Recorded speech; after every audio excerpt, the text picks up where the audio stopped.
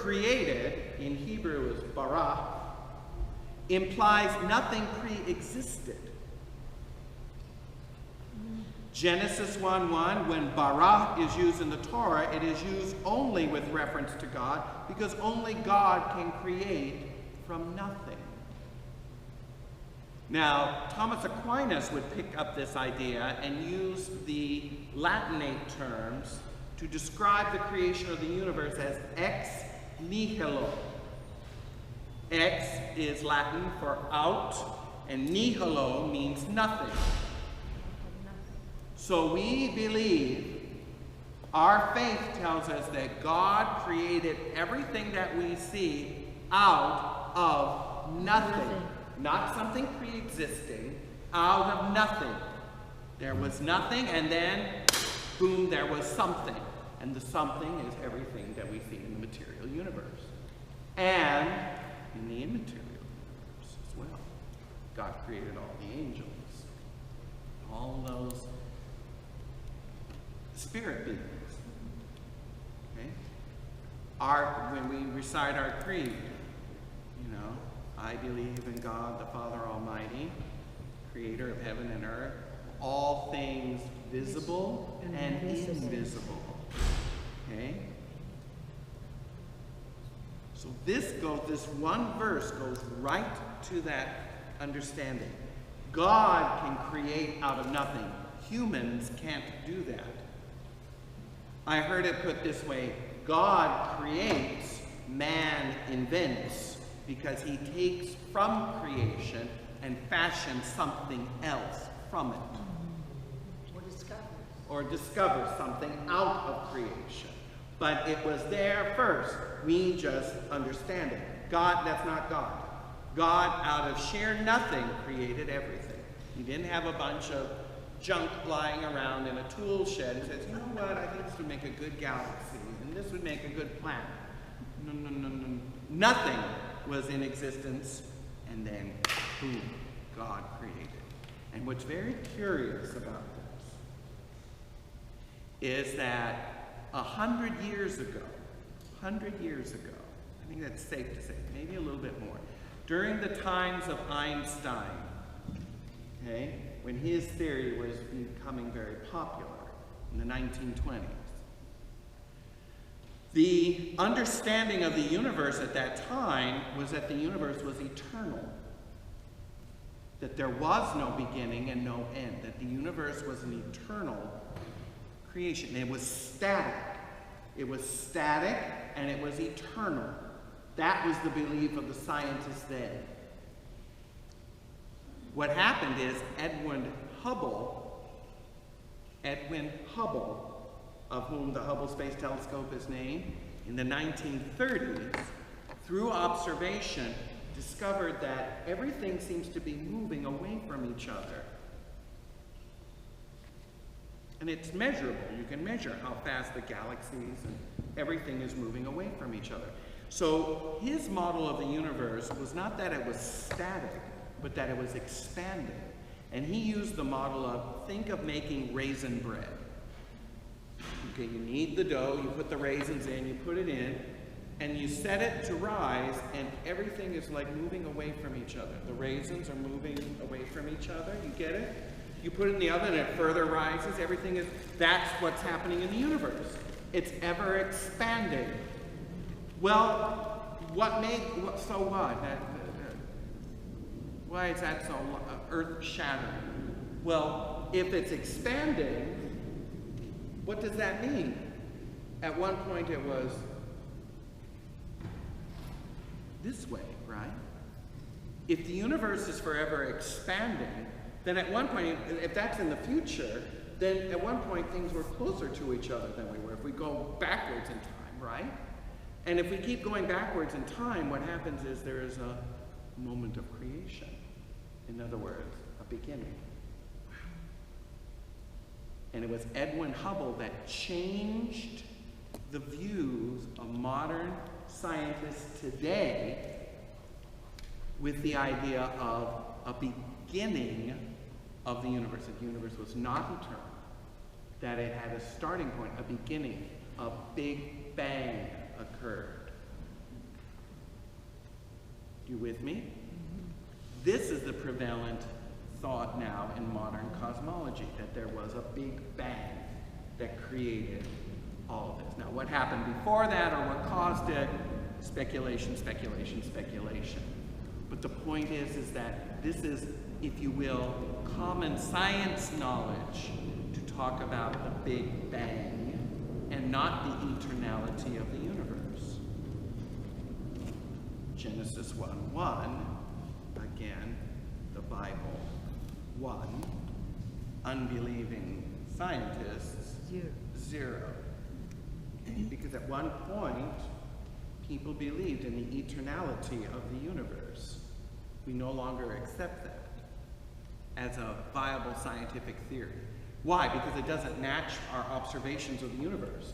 If the universe is expanding, going forward in time, then clearly, if we run the tape backwards, it was closer. And if we keep going back, we can find a moment in time in which everything was in one location, one spot.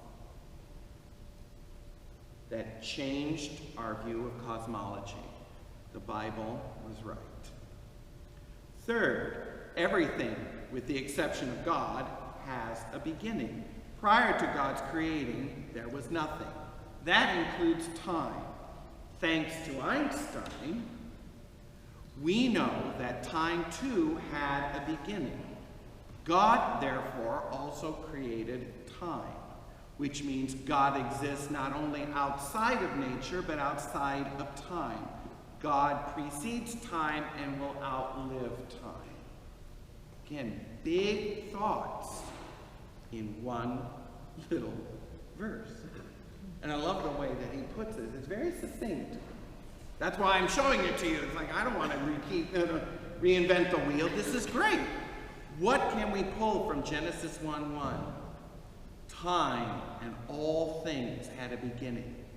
And since it had a beginning, it implies an end. An end. And we speak about the last day. Right? There will be a last day. There will be a last day. So a beginning also implies an end. Genesis also implies the book of Revelation.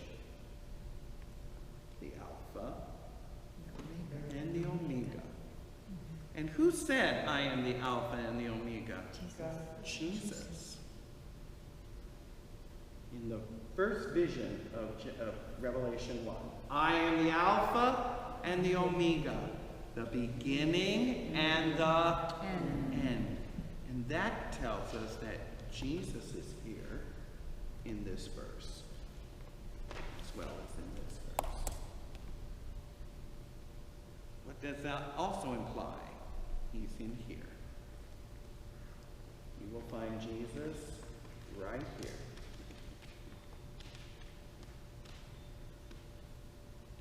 Even in Leviticus, Chip? Yes, even in Leviticus. Why? Because these are written so that we may believe that Jesus is the Christ, the Son of God, and by believing we may have life in his name. So when we're looking at Genesis 1:1, we're looking at Jesus. This is an act that Jesus is performing. Because he said, I am the beginning. Well, this is the beginning. And who's in the beginning? In the beginning what? God. So Jesus is God.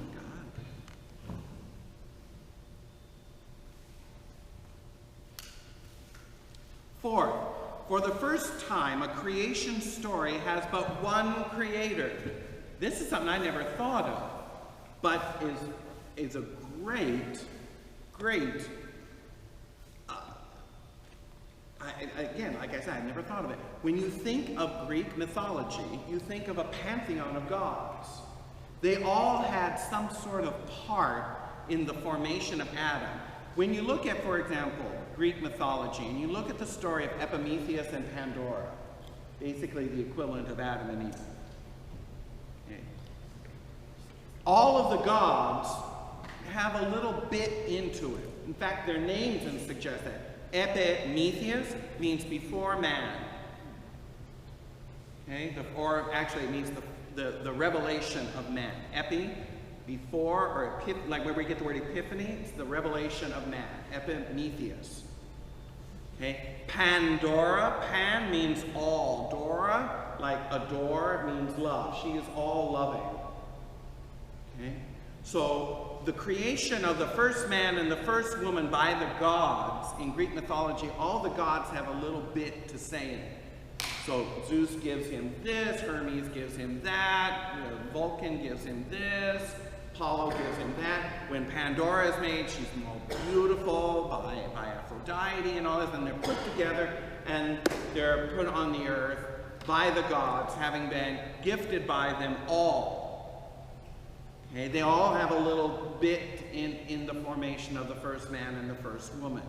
But here, in the creation story, we don't have multiplicities of gods putting their 2 cents into creation. There's one creator. One. And again, a lot of this is just like, we don't think about this now. Because we're in such a Christianized culture worldwide that we don't think about this. But you have to put yourself back in Moses' day. Okay, we get into our time machine and we go back to the 13th century BC.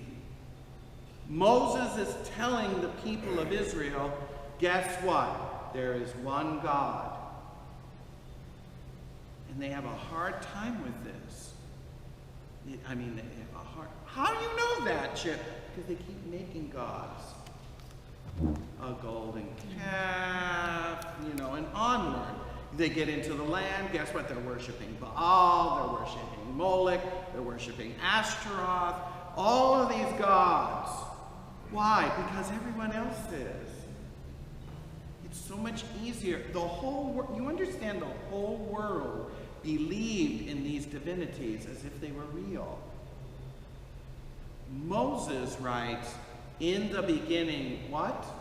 God. One God created the heavens and the earth. One God. Just one. There's how many gods? One. One. In fact, the first creed of Israel is, Hear, O Israel, the Lord is our God, the Lord is one. That was their creed, like we say, we believe in one God. How many? One. One God. We still repeat what the ancient Jews were taught by Moses. That was their creed. Deuteronomy 6:3. Hear, O Israel, the Lord is our God. The Lord is one. We believe in one God. Right? We're still repeating that. But back in the 13th century BC, this was wild. Wild. I love it. First time a creation story has but one creator. The moral and intellectual consequences of the Torah's monotheism has changed the world. Think about that. Think about that. The early Christians in the first century were still battling a pagan, polytheistic culture that believed that not only was there Zeus and Hera and Isis and Osiris and Mithra, but the emperor was a god. Yes? Yes. Yes. And what were the Christians saying? No. It was one God. And he came in the form of Jesus, died, and what? Rose Rose again. And We saw it. We know it. What a powerful message that was. But what opposition! The whole world around you is believing that the emperor is a living god, as well as Aphrodite and Horus and Mithra.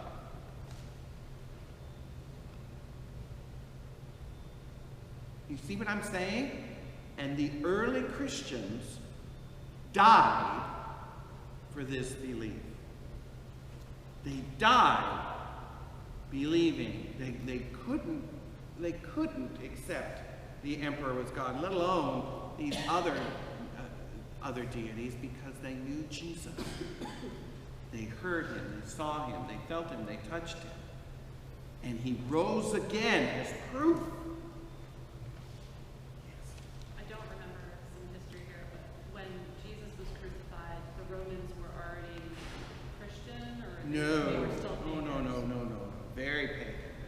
Very pagan, yes. She asked if the Romans at the time of Jesus were Christian, and they're like, oh no.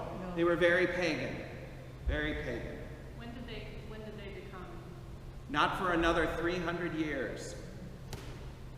300 years it took the preaching of the gospel and the death of the martyrs to convert the first emperor, Constantine. He was the first Christian emperor. Okay? Where did you get Pandora as Eve? Because that's fascinating. Eve ate the apple and everything went bad. Mm-hmm. And Pandora opened the box and everything went bad. Right. Mm-hmm.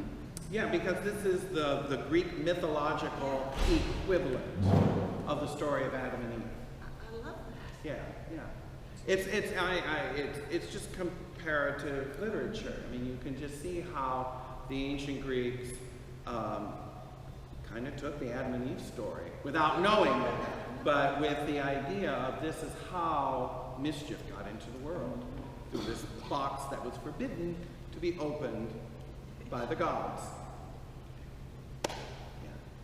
Same thought, same basic idea, same motif, different players. Let's keep going.